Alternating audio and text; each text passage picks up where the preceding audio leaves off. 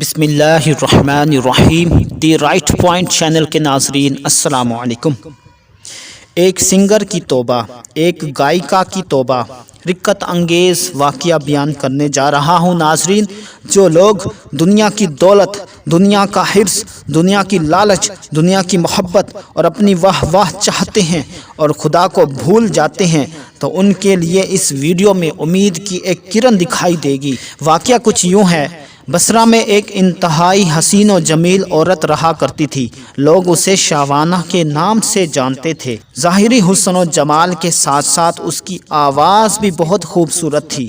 اپنی خوبصورت آواز کی وجہ سے وہ گائیکی اور نوحہ گری میں مشہور تھی۔ بصرہ شہر میں خوشی اور غمی کی کوئی مجلس اس کے بغیر ادھوری تصور کی جاتی تھی۔ یہی وجہ تھی کہ اس کے پاس بہت سا مال و دولت جمع ہو گیا تھا۔ بصرہ شہر میں فسق و فجور کے حوالے سے اس کی مثال دی جاتی تھی۔ اس کا رہن سہن امیرانہ تھا۔ وہ بیش قیمت لباس زیب تن کرتی تھی اور گراں بہا زیورات سے بنی سنوری رہتی تھی۔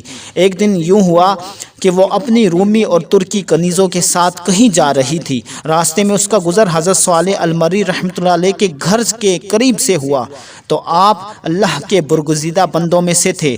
آپ با عمل عالم دین اور عابد و زاہد تھے۔ آپ اپنے گھر میں لوگوں کو واعظ ارشاد فرمایا کرتے تھے۔ آپ کے واعظ کی تاثیر سے لوگوں پر رقت طاری ہو جاتی تھی اور وہ بڑی زور زور سے آہ و بکا شروع کر دیتے تھے اور اللہ کے خوف سے ان کی آنکھوں سے آنسوؤں کی جھڑیاں لگ جاتی تھی۔ تو ناظرین، جب شہوانہ نامی وہ عورت وہاں سے گزرنے لگی تو اس نے گھر سے آہ و فغاں کی آوازیں سنی۔ آوازیں سن کر اسے بہت غصہ آیا۔ وہ اپنی کنیزوں سے کہنے لگی، تعجب کی بات ہے، یہاں نوحہ کیا جا رہا ہے اور مجھے اس کی خبر تک نہیں دی گئی۔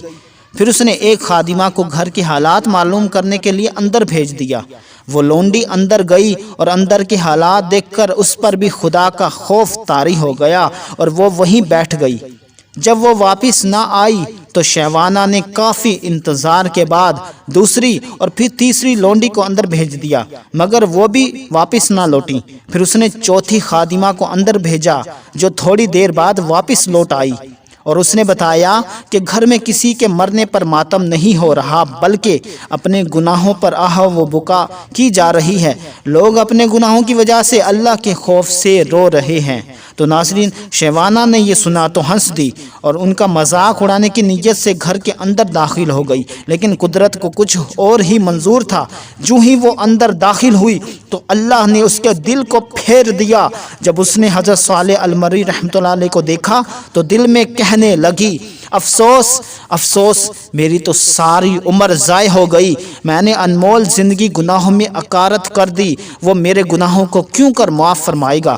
انہی خیالات سے پریشان ہو کر اس نے حضرت صالح المری رحمۃ اللہ علیہ سے پوچھا، اے امام المسلمین، کیا اللہ نافرمانوں اور سرکشوں کے گناہ بھی معاف فرما دیتا ہے؟ تو آپ نے فرمایا، ہاں، یہ واعظ و نصیحت اور وعدے وعیدیں سب انہی کے لیے تو ہیں تاکہ وہ سیدھے راستے پر آ جائیں۔ اس پر بھی اس کی تسلی نہ ہوئی تو وہ کہنے لگی، میرے گناہ تو آسمان کے ستاروں اور سمندر کی جھاگ سے بھی زیادہ ہیں۔ تو آپ نے فرمایا، کوئی بات نہیں، اگر تیرے گناہ شہوانہ سے بھی زیادہ ہوں تو بھی اللہ معاف فرما دے گا۔ تو یہ سن کر وہ چیخ پڑی اور رونا شروع کر دیا اور اتنا روئی کہ اس پر بے ہوشی طاری ہو گئی۔ تھوڑی دیر بعد جب اسے ہوش آیا تو کہنے لگی، حضرت، میں ہی وہ شہوانہ ہوں جس کے گناہوں کی مثالیں دی جاتی ہیں۔ پھر اس نے اپنا قیمتی لباس اور گراں قدر زیورات اتار کر پرانا سا لباس پہن لیا اور گناہوں سے کمایا ہوا سارا مال غرباء میں تقسیم کر دیا اور اپنے تمام غلام اور خادمائیں بھی آزاد کر دیں۔